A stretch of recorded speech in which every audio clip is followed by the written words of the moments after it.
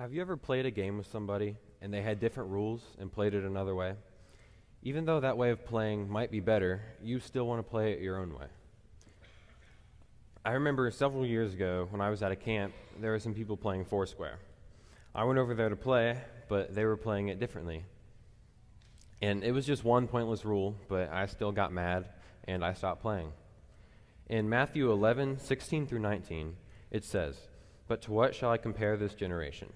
It is like children sitting in the marketplaces and calling to their playmates. We played the flute for you, and you did not dance. We sang a dirge, and you did not mourn. For John came neither eating nor drinking, and they say, he has a demon.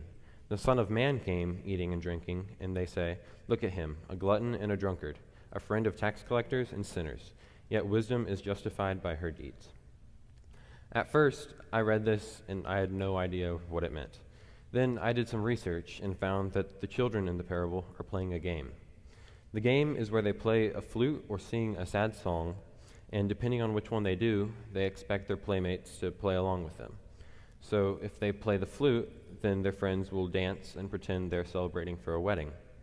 But if they sing the dirge, then their friends are supposed to mourn like they're at a funeral.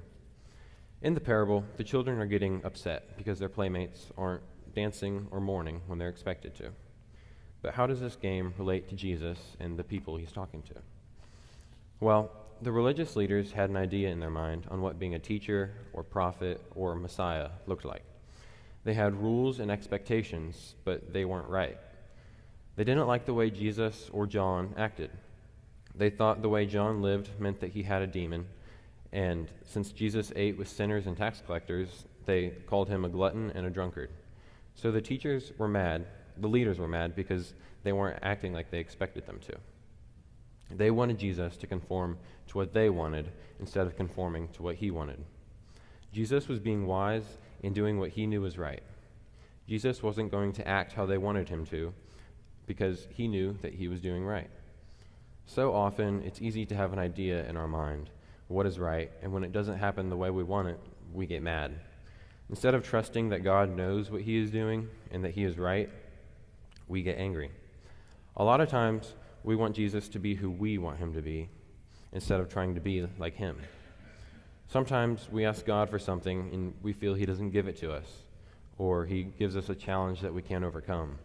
But we need to do our best to put our trust in him and know that he is right.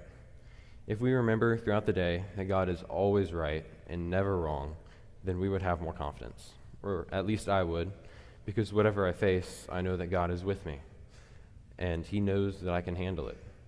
If we just put our faith and trust into God, then there's nothing that we can't do. We need to have open minds that God will do it the right way, even if it isn't our way.